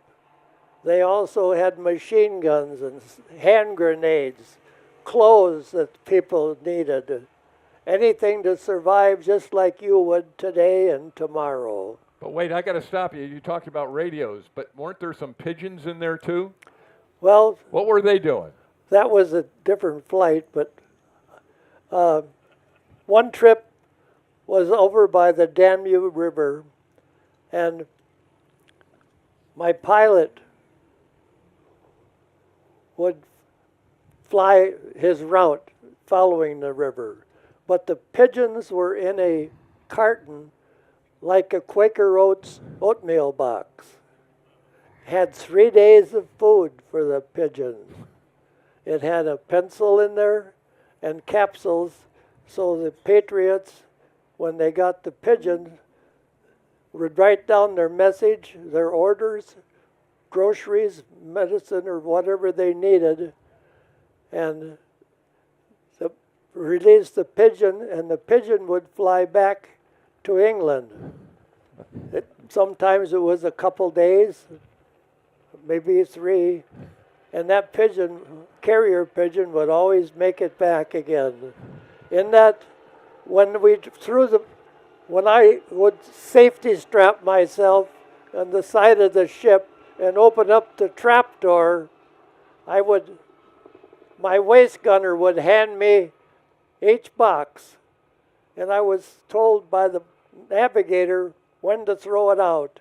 I would lean out and actually be out below the airplane bottom, and that box with pigeons in it would explode at 100 feet with a barometric fuse with a small parachute, so the pigeon would land safely. And many times we'd be banked 90 degrees, and we were that low going down the river, and I would look up to the side, and 200-300 feet higher was a German castle. Now that was kind of scary, but it had to be done, and we helped so many people in that way. It was all humanitarian. I was so happy about that when the war was over, that we really helped people, never killed anybody. But you also lost some airplanes, didn't you? Not all your carpetbaggers made it back, did they? No, not all of them made it back. When we lost an airplane, we lost 10 people, of course. And when we made a trip, there was no radio communication. When we took off from our runway, we were all alone, like I say, in the dark with the moon shining. There was no communication, no fighter planes. No one knew where we were going except my navigator and my pilot. I wasn't privileged to know until we got about halfway to our target. Then I could find out what happened. The longest trips that we made were something like 10 hours. Now, in the winter of 44 and 45, that was the coldest winter there ever was in Europe in 100 years. So sometimes it was 40 below zero when we were flying, but we had electric suits, boots, clothes, so it was pretty good as long as those suits could be heated. Some of them went out, and it was just survival, I'll tell you. It was pretty cold. The oxygen mask would freeze to our face, and we would look like chimpanzees with the thing on there. It was something different. Another thing,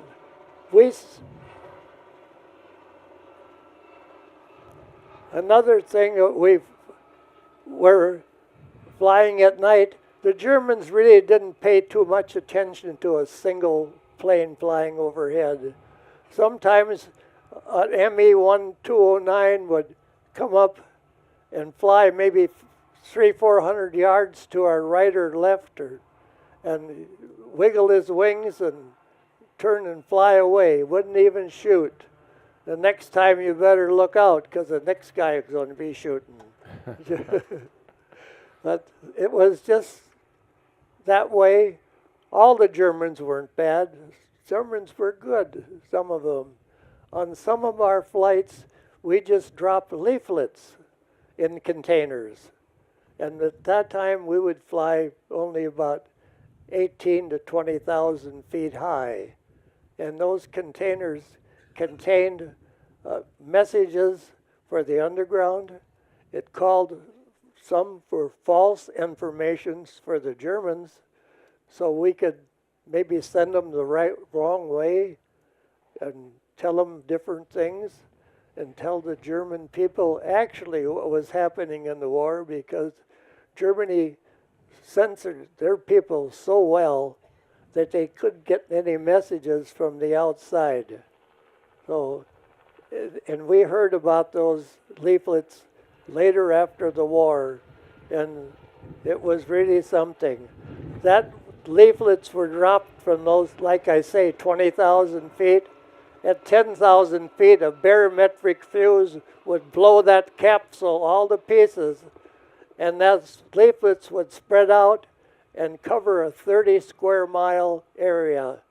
So the Germans couldn't run around and pick them up and burn them and destroy them before the population seen them. How about, your missions where you were dropping supplies or weapons?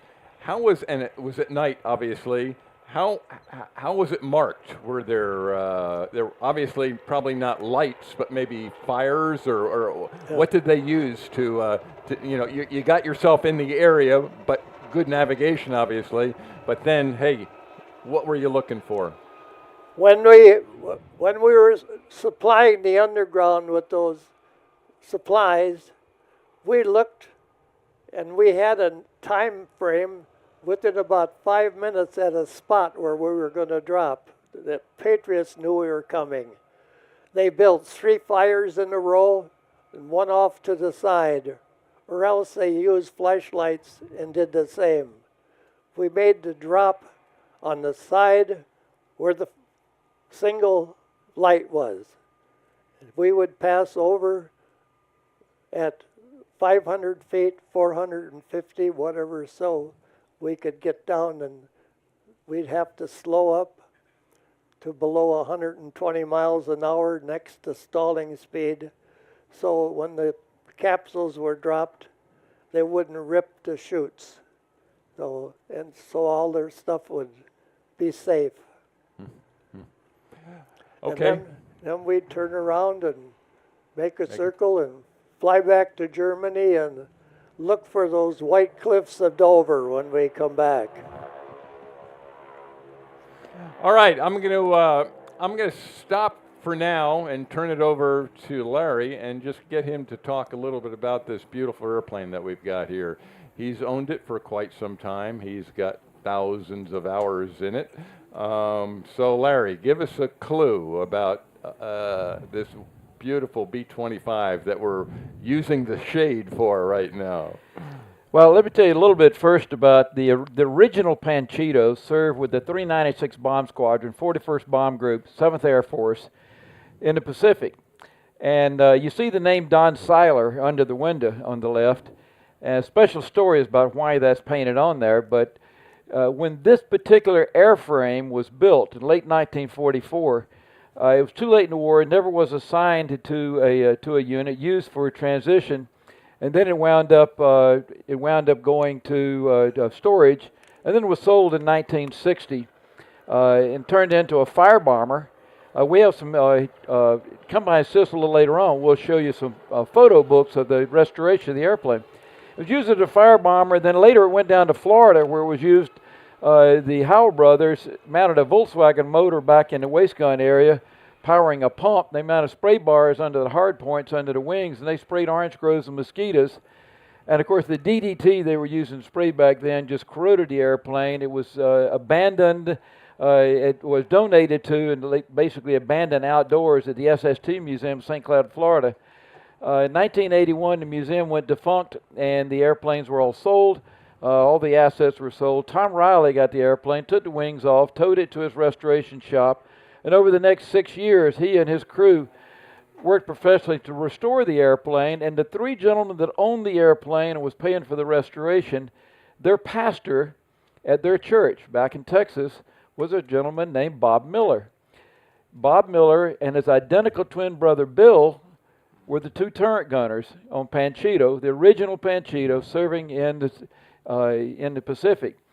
Now, Don Seiler, I mentioned his name. Don had volunteered, was trained as a pilot, first pilot, meaning the command pilot. Served his first combat tour with the 41st down in the Solomon Islands, and by late 1944, the Japanese problem in the Solomons was pretty much taken care of.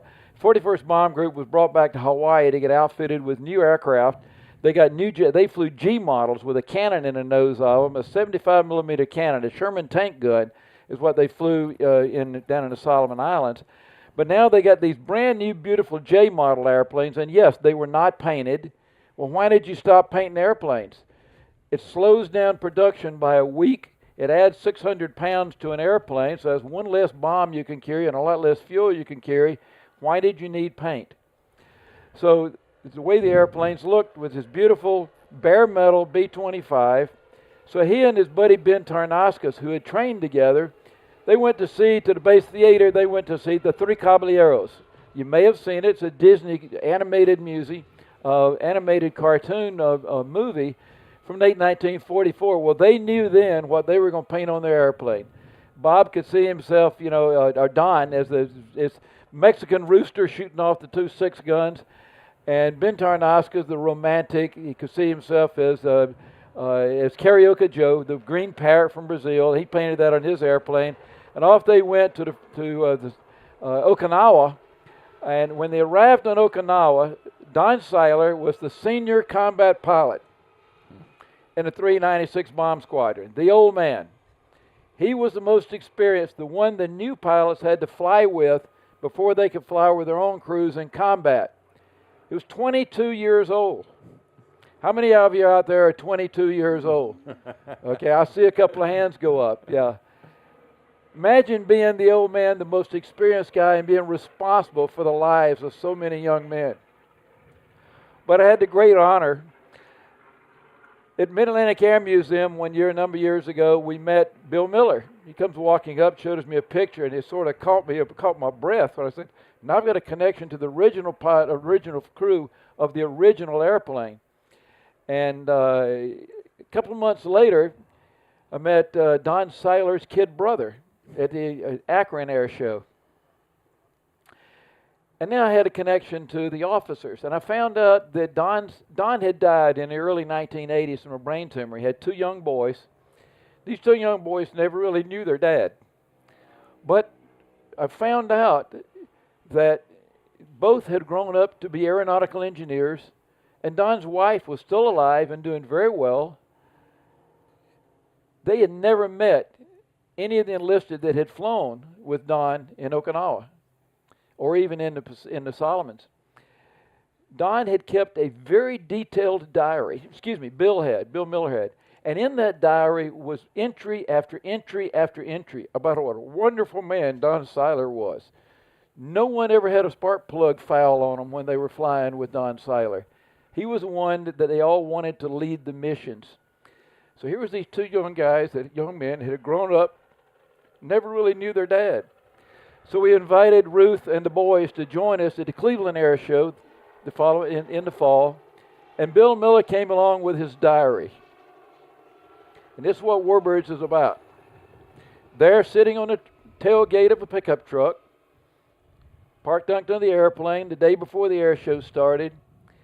These two boys, who are now grown men with their own family, and Ruth, remembering her husband, they sat and learned firsthand, not from some historian who had rewrote history from what he thought may be accurate, but from the man who actually flew combat with their dad, their husband, in Europe. That's what Warbirds of America does, is keep that connection, that history alive to the greatest generation. These gentlemen here, when I had the honor of getting General Doolittle's wristwatch, to be the caretaker of that icon, we're sitting in here, I said, this is not appropriate for me to wear out here today. That's why this gentleman was, because he flew under the command of General Doolittle during the war. But the B-25, just shy of 10,000 of them were built, medium bomber. Early in the war, they were taking tremendous losses in the Pacific. Now, the B-25 was used in every theater of the war by all the Allied Air Forces. They were used as a medium bomber, but what really gained its fame, not only on the Doolittle Tokyo raid, where 16 were used. Have you ever heard the story? You say, well, it was a suicide mission. You ask any one of the Doolittle raiders, was it a suicide mission? They didn't think so. That was not what they were trained for. They were trained for the mission to land, go to Chuchao, China, land, refuel, fly on to Chongqing, and the aircraft were going to be donated or given to the Nationalist Chinese and Claire Chennault, the Flying Tigers. And this is going to make up the bomber command. The B-25s from the Doolittle raid were going to make up a bomber command for the Flying Tigers. But early in mid part of the war, when we were getting such heavy losses, if they were bombing a ship, they'd be at 10,000 feet. They'd drop the bombs. The Japanese commander could look up and say, oh, okay, well, let's just turn right, and the bombs would miss. They were getting shot down and taking heavy losses. But Pappy Gunn, salty sort of feller, and Jack Cox from North American Aviation decided they were going to start modifying them. They needed something to do low-level attack. They started adding more and more machine guns. By the time the J models were built, you notice there's a seam right here where you can take one nose off and put another one on. On the J models, you could have as many as 8 50 caliber machine guns in the nose, 2 in each one of the package guns, 2 in the top. Count them up. That's 14 forward-firing 50 caliber machine guns. And by the way, you put 4 of them wing abreast. Count them up. That's 56 50 caliber machine guns. Line them up, coming over a Japanese airfield, 330 miles an hour, as they say, balls to the wall, wide open, throttles all the way up.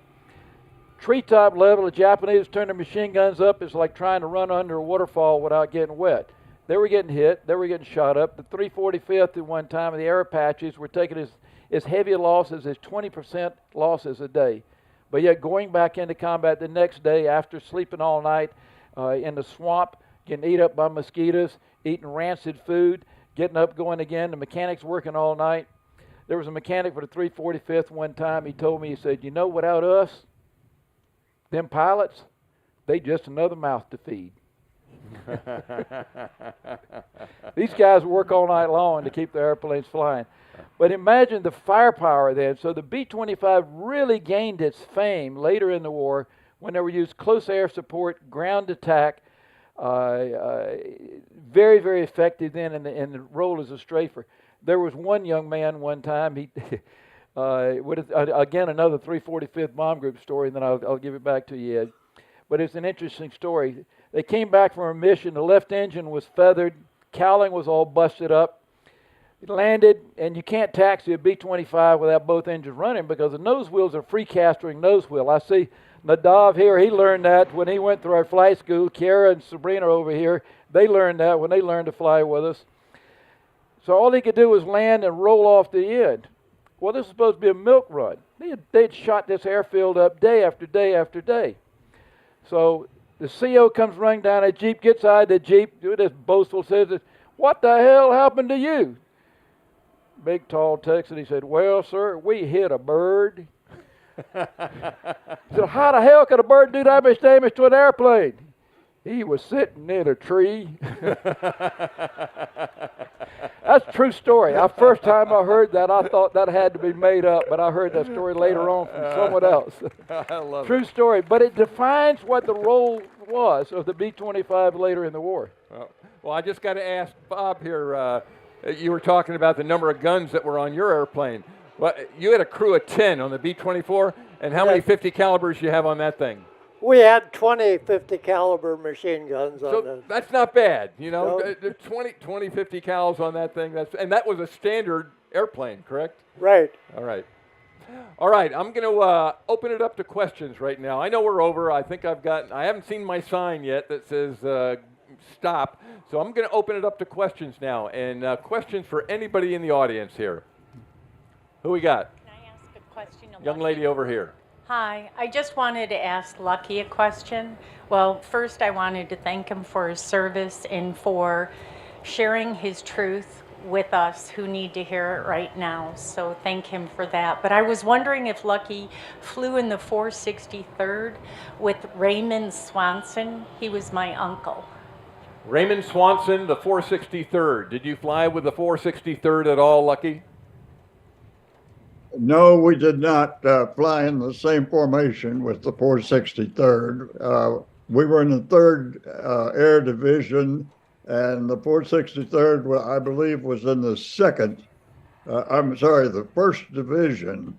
We were in the 3rd Division of the 8th Air Force. So we may have been in the same formation, but we did not fly that closely together. Okay, well, thank you again for your service and everything you've done to preserve our freedoms. Thank you. Thank you. All right. Here we go. Fly Navy. Just a simple question. With that many 50 caliber guns, how much ammo could you carry?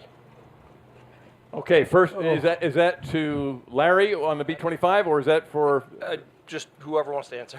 Yeah. How many bullets you guys carried? You know, if that airplane had that many guns, what was the standard load? Any idea? Have you ever heard the phrase, give them the whole 9 yards, 27 feet of 50 caliber ammo? I'm not sure what the total count was. So that was each gun had 27 feet, probably. Well, and some more. You know, in the nose guns, the ammo box was a little smaller, but in the waist guns, there were 2 ammo boxes linked together. So, and the ammo boxes for the tail gunners were mounted all the way up at the waist gun window, and chutes went all the way back to the tail. But because of weight and balance, you couldn't have that much weight back in the back. I'm sorry, I don't know exactly the number of rounds.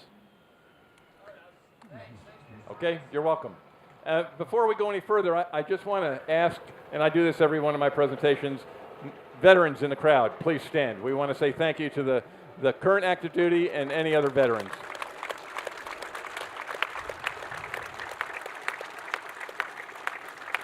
Thank you for what you're doing and what you did. All right, other question. We got one down here. I recently heard from someone who had the unfortunate condition of being British that the Lancaster was better than the B-17, and he said that was because he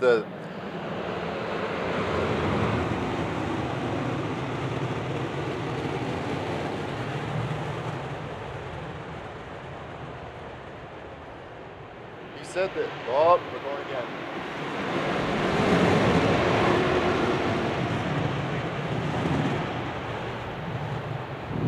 Folks, that's the sound of freedom.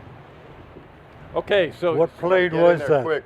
He said that something like the Lancaster would have been superior to the B-17, B-24 because the defensive armament weighed it down too much and made it too susceptible to the enemy. And I wanted to hear somebody who was actually there weigh in on that.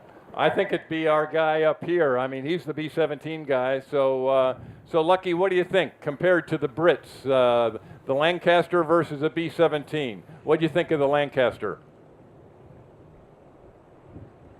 Well, we call them kites. They were wooden frame and fabric, whereas we were built out of aluminum alloy. So, and we flew at a much higher altitude in much colder weather. What I did not mention to you was the bitter cold that we had to endure in trying to prove that the high altitude, so-called strategic bombing that the 8th Air Force was supposed to be doing was almost insufferable. It was 50 to 60 degrees below zero, and we were unpressurized, just as the Lancaster was. But the Lancaster flew at night, didn't fly in the daytime. It flew at much lower altitude, so it was warmer. They flew from 12 to 15,000, and they did not fly formation. So they were utilized in a far different fashion than the B-17 and the B-24 in the 8th Air Force. All right, thank you. Answer your question? Okay. I just got a comment. My uncle was navigator in the B-24s in the 5th. And he said he never met a B-25 crew that wasn't completely nuts. Well, most of that's probably because the airplane is so loud. It's the loudest cockpit of World War II, and it'll take your hearing. It'll drive you nuts. Now, I've lost a lot of hearing in my left ear from flying this airplane. Wow is right. All right, any other questions up there for these gentlemen? No. All right, I guess we're going to wrap it up then and say, oh, yes, the books are here. And I'm not sure, somebody help me. They're going to be back in the merchandise, and there's going to be some signing done by Bob, is that right? Yeah. Yep, he's going to be signing his book. And again, I read his book, probably 3 or 4 months ago when I found out I was going to be out here. Warbirds in the Cloak of Darkness. It goes into great detail of the Carpetbagger mission. Very interesting. And again, you know, he couldn't say anything about it for 40 years. They were sworn to secrecy. So yep, they'll be there. Lucky's book is back there too, by the way. Born Lucky. And as you heard from him, a fine gentleman and a fine book also. And Kyle's got something to say here too. For those that buy the book, we've got some very special cards that Lucky signed for us before, and they're available in the book. Oh, outstanding. So you'll get Lucky's signature there also.